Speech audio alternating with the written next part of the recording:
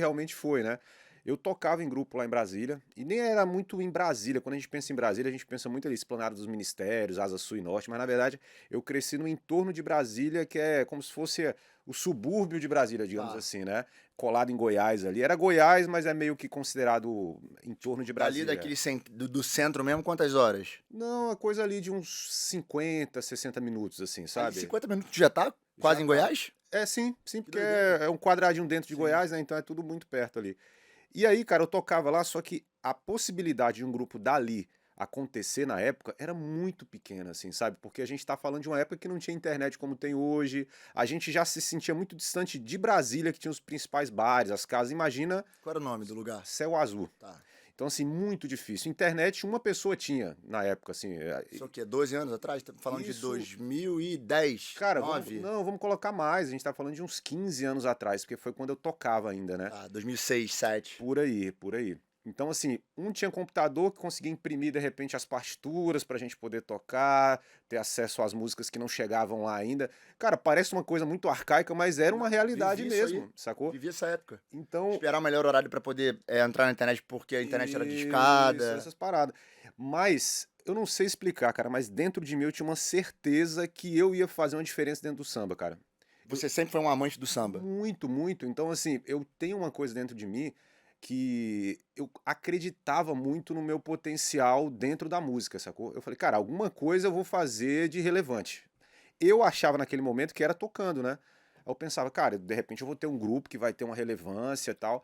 E aí fui seguindo Mas, nesse desculpa te sonho. cortar, isso você também, em paralelo, estudava, ou tinha um outro trampo, ou Sim. vivia só disso, como é? Isso, nessa época, eu tô falando de uma época que eu tinha ali uns 14, 15 anos. Aí eu fui Tá, tocando em grupo. Quando eu fiz 18, 19, aí eu entrei na faculdade tá, e aí eu fiz marketing. Isso aí me beleza. ajudou pra caramba, cara. Que massa. É uma administração com ênfase em marketing, depois fiz RH, fiz outras coisas ali, especialização. Tem essa parada também que eu vou contar daqui a Foda. pouco.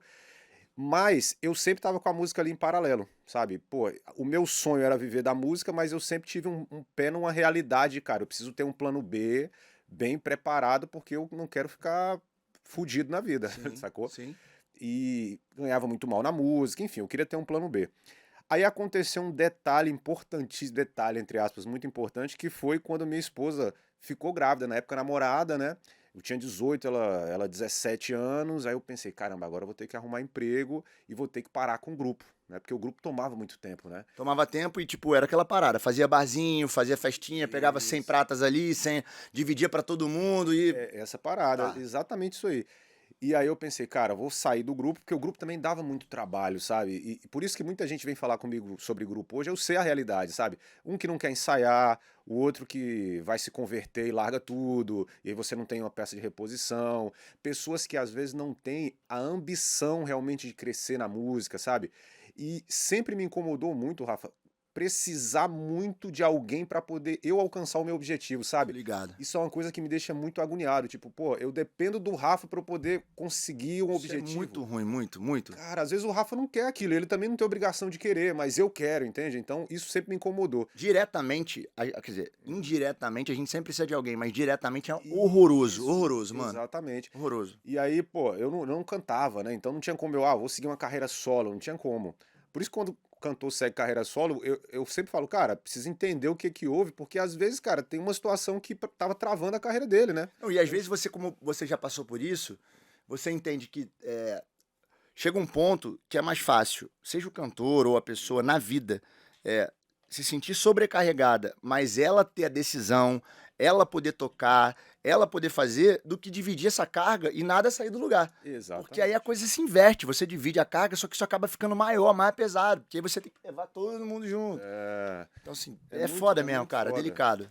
E aí, uma coisa que me. 18 anos tu falou que tu teve um filho. Isso, Na exatamente. verdade, a tua mulher ficou grávida. É, exatamente. E aí, cara, por exemplo, uma coisa que me incomodava muito, eu sempre fui muito detalhista em tudo, assim, na parte musical também. Então eu fazia os arranjos do grupo, determinava repertório, marcava ensaio, chegava na hora, não fluía porque alguém não tirou a música, porque de repente o cara não teve tempo porque estava trabalhando. Enfim, essas questões todas me motivaram a sair do grupo e aí veio o filho, eu falei, cara, eu acho que esse é o momento, eu preciso trabalhar com outra coisa e vou parar o grupo. Só que quem toca, cara, tipo, não consegue largar o instrumento, né? Eu tocava cavaquinho, né? Eu falei, pô, não conseguia largar e falar assim, agora eu vou abandonar o instrumento. Aí foi a chave, porque eu pensei assim, cara, como é que eu posso fazer pra não deixar de tocar? Porque assim, eu pensava, pô, eu vou fazer freelance? Não, não vou ter tempo. Eu vou dar aula, não vou ter tempo, porque eu estava trabalhando como operador de telemarketing. Eu arrumei um estágio na época para poder atender telematrícula, essas coisas que tinha muito Aham. lá em Brasília, né? Não sei nem se tem aqui no Rio, mas assim, o pessoal ia fazer matrícula e ligava para um lugar para poder garantir uma vaga, uma coisa assim. E aí eu pensei, cara, eu acho que eu vou gravar uns vídeos tocando as músicas que estão sendo lançadas, porque alguém vai querer ver como toca. Tá. Então assim, pô, lançou a música do Sorriso. Eu vou tirar a música do Sorriso aqui, vou gravar um videozinho aqui mostrando como faz e vou postar pra alguém aprender Na alguma época, coisa com esse isso. postar era onde? No YouTube Tá, já. já era no YouTube. Já era no YouTube. E aí eu lembro que eu comecei Já dessa tinha forma no Instagram? YouTube. Era Não, não Orkut, tinha. Orkut, Era o talvez? Facebook, era o Facebook já. Facebook. Então eu fazia isso, eu colocava o celular assim na frente, baixava a partitura da música e ensinava. E aí fiz alguns vídeos também dando dicas de música. Esse vídeo viralizou muito na época, assim. A gente tá falando de um vídeo na época que bateu 1 milhão de visualizações, que era uma coisa, pô. Pô, bizarro. Quando eu vi aquilo, eu pensei, caramba, 1 milhão, entre aspas, 1 milhão de pessoas, né? Falo entre aspas porque muita gente assistia várias vezes, mas vamos colocar ali, sei lá, 500 mil pessoas Não, tá muita pararam. coisa. Para um vídeo específico de um nicho há 15 anos atrás, pô. Porra, então eu pensei, alguma coisa aqui tem, né? Isso aí ligou uma luzinha assim, eu falei, caramba, vou buscar mais. E aí comecei a melhorar os vídeos, aí eu comecei a fazer edições assim, onde eu tava tocando aqui e a partitura aqui do lado, para poder a pessoa ir acompanhando, sabe? E fui criando formas de melhorar os vídeos. E nisso eu fui aprendendo a editar. Em paralelo ao teu trampo, Em lá no paralelo, telemarketing. exatamente. Eu chegava e começava. Isso eu tô falando assim, de 7 da noite até a hora que eu. 2 da manhã, até a hora de apagar. Exatamente. E aqui eu fui tomando muito gosto por aquilo, cara. Uma coisa que me ajudou bastante é exatamente a ambição de crescer. A boa ambição, assim, sabe? Uhum, Saudável. De, cara, uhum, eu quero ser o principal canal de samba do Brasil, que eu sempre falo hoje. Eu uhum. já tinha esse pensamento na época, Foda. sacou? E às vezes alguém pode pensar isso, ver isso como uma, sei lá, uma prepotência. E não tem nada a ver, é uma É. questão pra me motivar, Não, sacou? e eu acho que tem uma diferença muito grande entre você ter ambição e você ter uma ganância, né? Exatamente. A ambição é a vontade de você chegar lá, mas sem passar por cima de ninguém, sem abrir mão dos seus Uhum, valores. A ganância, aí já é a qualquer custo. E aí eu acho que exatamente. a gente tem, no Brasil, a gente tem medo, né, cara, de querer falar que a gente quer ser bem-sucedido, que a gente Uhum. quer ter mais dinheiro, que a gente quer ganhar mais, que a gente quer. E isso é horrível. A gente tem até vergonha de falar quando a gente tá num lugar legal. É, pô, conheço pessoas, tenho relatos de gente que para o carro numa esquina distante, vem andando para não poder não chegar com um carro bacana, porque tem vergonha de mostrar que é Exatamente. bem sucedido.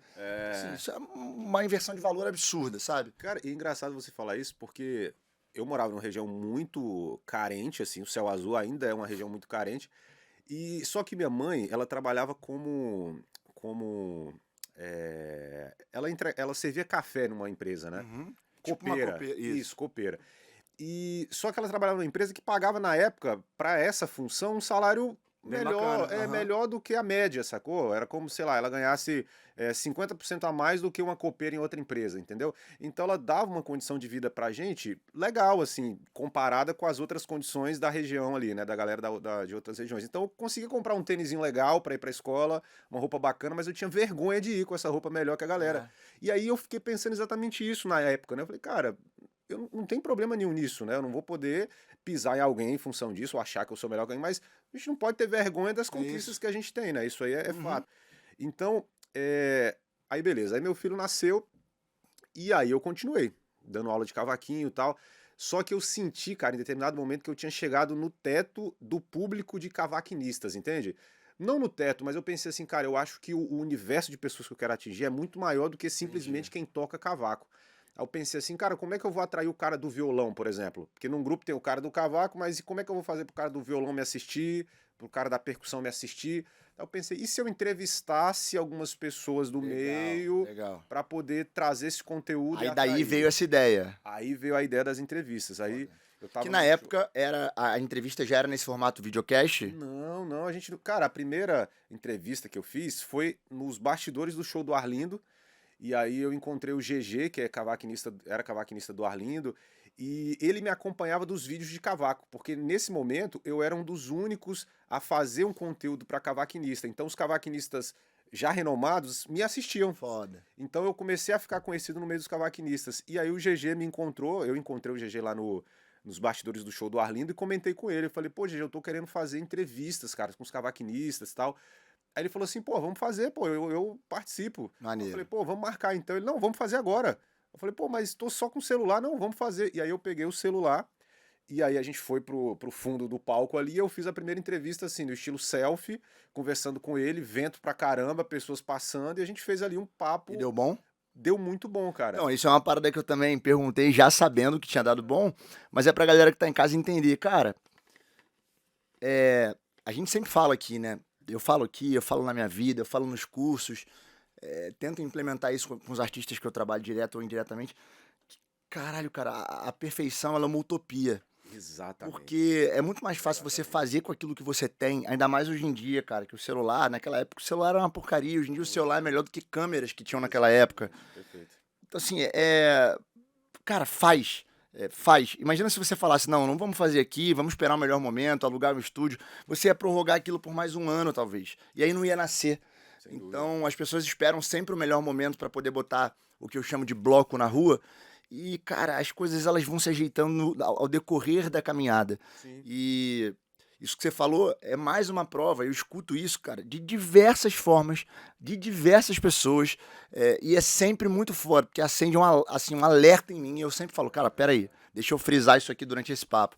Porque é muito importante, cara. As pessoas têm provas e mais provas disso e elas continuam querendo esperar o melhor momento. Isso é uma loucura. Isso. Assim, isso é uma prova de que você fez ali, deu bom e foi o pontapé. Começou ali.